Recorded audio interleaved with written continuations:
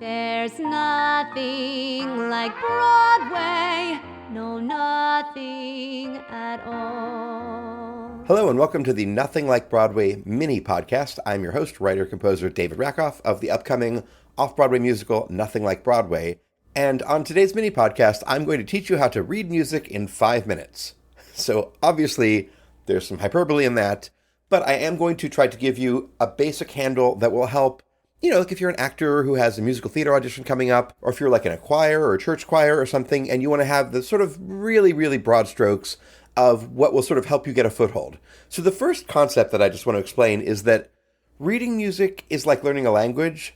Like, you're not going to be fluent in 5 minutes, but I can teach you the equivalent of like, yes, no, where's the bathroom, thank you, like the basics. So that's what we're going to do today. So I'm just going to give you some real basics so that if you are an actor who has an audition coming up, whether you're in high school or college or professional, you can look at the sheet music. Presumably you've heard the song on the cast album, and you can have some sense of how the sheet music connects to the song that you're going to sing for your audition or in the show, and you can have a little more literacy for it during rehearsals, and it's a place to get started. Basically gives you a foothold so then you can explore and learn more. All right, so I'm going to try and do this in 5 minutes. I'm sure that's not going to happen, but we'll do our best. All right, so the first thing is that music has bars. So you have like the 5 lines, that's the staff, and then you have the up and down vertical bars.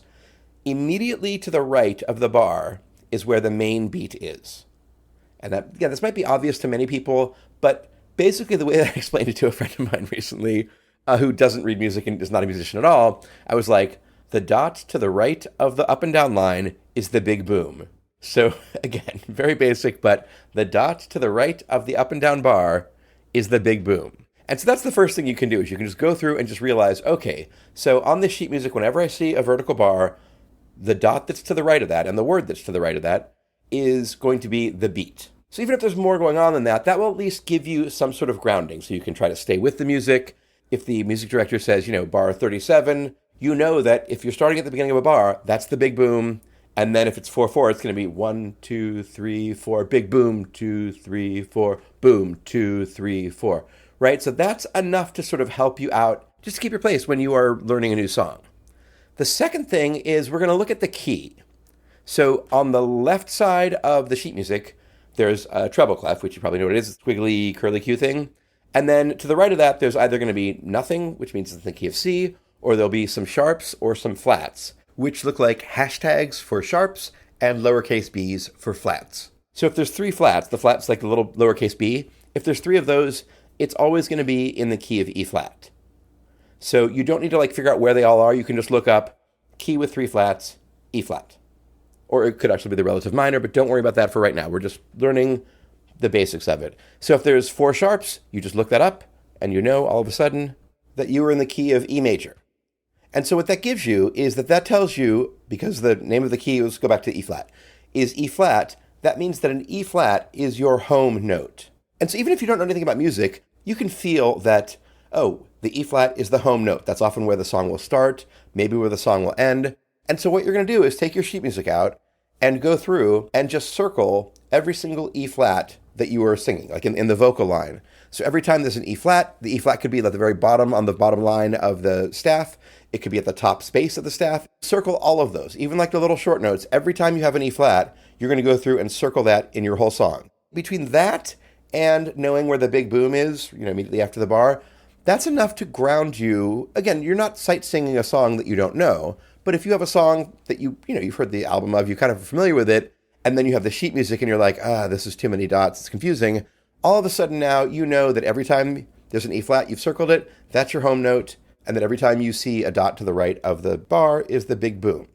The next thing you want to do is notice whenever there are consecutive notes that are exactly the same. It's real easy. There's nothing easier than if you're already on a note, stay on that note for the next 3 words. The next thing you're going to do is look for the chord symbols. So musical theater almost always will have the chord symbols written above where the vocal line is. This would be like a big D lowercase m is D minor, B lowercase b is B flat. And so what you want to do is go through and look at every time there's a chord symbol, go down and whatever the first letter of that chord symbol is, so if it's D minor, just D, identify if there is a D in that bar or as many bars as there are until it gives you another chord symbol. And this is sort of like your temporary home, and it's not always going to be that you're singing a note that is the root note of the chord. But if you are, it really can give you a handle on, okay, so I've got my original home note, so E flat is our home note in this imaginary song, and then let's say the chord that's playing now is a B flat. If there's a B flat right above where the singer's staff is, if the letter B followed by a flat sign is written out above the staff, then you're going to go look up what a B flat looks like on the staff, then pick a color and highlight all of the B flats that are in the notes that you're going to sing until there's a new chord symbol written above the staff. And that'll start to give you a sense of, okay, here's where I am in the song, here's how my voice fits into the music that is playing below me.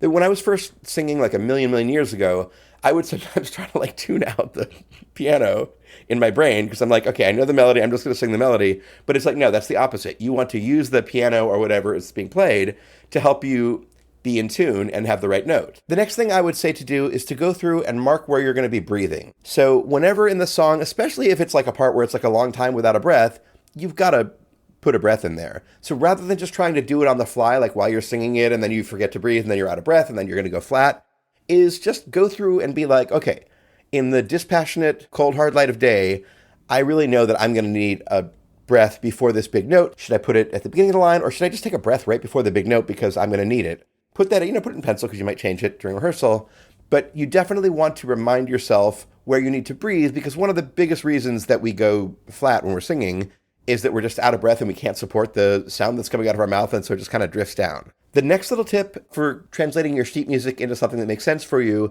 is when you have something called a pickup note. And what that means is, so the big boom is on the dot to the right of the bar, right? So right before that, to the left of the bar, there might be like the word the or like in the or something that's like a short note or two. Don't try to count for that. Like don't try to be like 1E and a 2E and a 3E and like you're, even if you're, I don't want to tell you not to do what your music director tells you, but often for pickup notes, it's easier just to know that the word the comes real quick before the big boom. So if you're just counting 1, 2, 3, 4, boom, 2, 3, 4, and the boom, 2, 3, right? Like it doesn't matter if it's exactly not in time, if it's like an unimportant word and then you're about to get to the boom. So don't sweat getting that exactly right. Just make sure that you're coming in on the boom. And so that is basically the basics of what I'm going to talk about today. And just know that, it's like learning a language. Like once you have the basics down, once you know like where your root note is, where your downbeat is, you're going to start to all of a sudden feel like you have a little bit of a sense. Like you've got, it's like the equivalent of like speaking a little bit of a language and going to that country. And so now I'm just going to give you a couple of slightly more advanced things to work on once you have this basic information down and kind of in your bones. So first of all, we talked about with the home note. So if it's in the key of G, G is your home note. Circle all those. The chord of G major is G, B, D. So then you want to basically, the B is the third. So then you want to kind of go through the song and with a different color, notice all the thirds. So notice all of the Bs if this song were in G. So that all of a sudden now, even though there's, a bunch of different notes, now you at least know where the root is and where the third is, because that will start to get etched into your brain. And that will give you, it's like a nightlight basically, in the dark. Like, you know what I mean? Like when you see like a nightlight, you don't necessarily know where all the walls are, but it's your house. You've been there before. So you know if the nightlight is there, then probably the door frame is here and the light switch is over here. So that's basically what you're doing is you're going to learn where the root notes are, circle all those, then with a different color, circle all the thirds, and then circle all the fifths. And then a more advanced step, but a great one, is to learn where you are in the chord. So when you're looking at the sheet music and let's say there's an F chord, is what the chord symbol is, but your note is a B flat, that's going to be slightly dissonant sounding. So if you have access to a piano or a keyboard or something, you're going to play an F chord, an F, A, C, and then also play your B flat and realize, oh, okay, that's why it sounds a little weird when I sing it. It's because I'm singing the fourth of the chord, even though they're playing the first, the third, and the fifth. And just basically over and over again, be like, with the chord playing. And it's going to sound a little weird. In fact, I'll show you what that sounds like right now.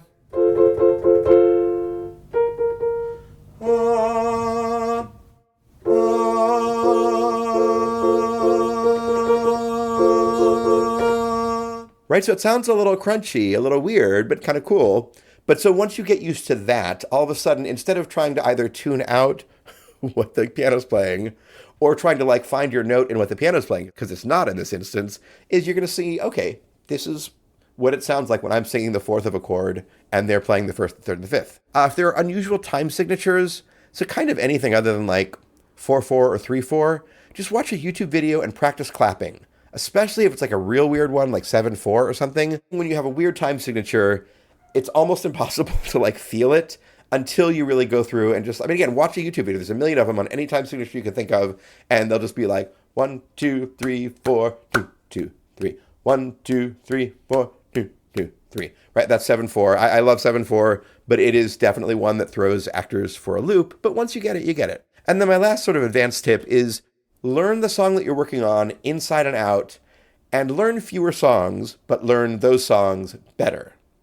You don't want to be picking a million different songs or like picking an audition song a week before the audition. You want to learn 5 to 10 songs that you know really, really well and that you can repurpose. I'll probably actually be doing a whole other mini podcast episode on this topic in the future.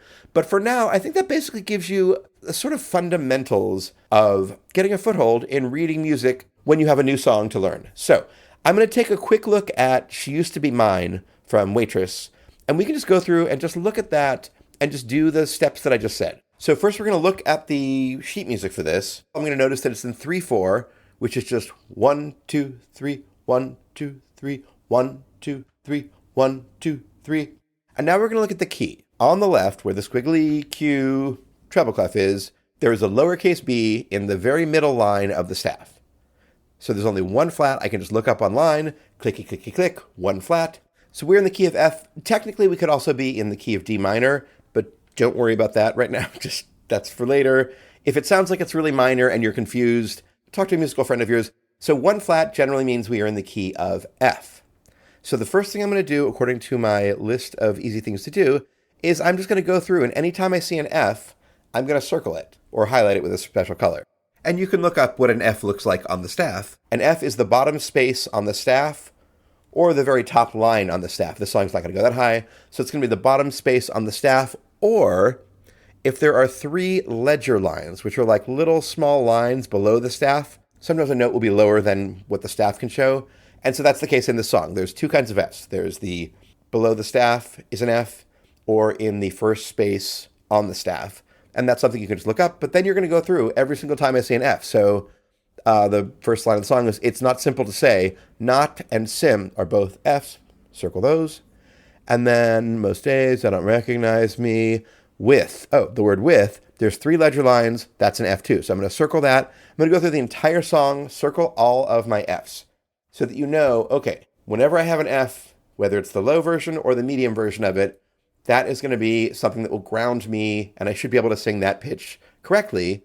Now I'm going to look for the same note consecutively, because this is like the biggest dumb mistake that everybody makes. So like, she's imperfect, but she's kind, or whatever. Perfect, but, fact and but are the same note. Now we're going to look at the chord symbols. So I'm going to go to, it's not easy to know, I'm not anything. The chord symbol above the word anything is a C. If I don't know what a C looks like on the staff, I'm going to look that up real quick. And I'm going to see that the word anything, the syllable is a C.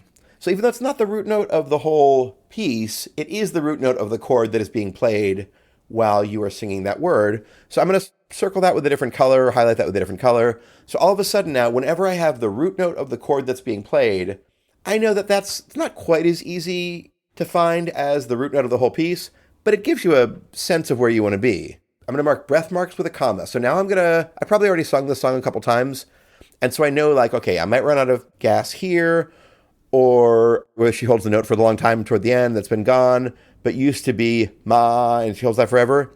Do I want to breathe right before the word mine? Is it easier for me to get into if I take a breath where there's a space in the music that's been gone, but used to be mine? Like, that would probably be what I would do, just because it still gives you enough breath, but you don't have to, you're not going like, she used to be ma, like, like that's a little less aesthetically pleasing. But go through, and even on the easy parts, the parts where you're not really thinking that you need a breath, just write the breath in. She is lonely most of the time. So just put a little comma like above the staff, basically, is where you're going to put it, make it kind of big in pencil, so that you know that you always want to constantly be like refueling your tank with air. And then I would just go through, let's say I've sung this in rehearsal or with a voice teacher, and I know that, like, okay, bar 67 through 69 is the part that I'm always like, ugh. And she's always like, you're a little bit sharp. And I'm always like, no, I'm not. You are. So then you're going to just basically just go through and just work on that part. Like as much as you work on the entire rest of the song, work on those 3 bars to get that down. All right, so that was how to read music in 5 minutes. I don't know how long this was, but it was definitely not 5 minutes. Please follow us at Nothing Like Broadway on Instagram.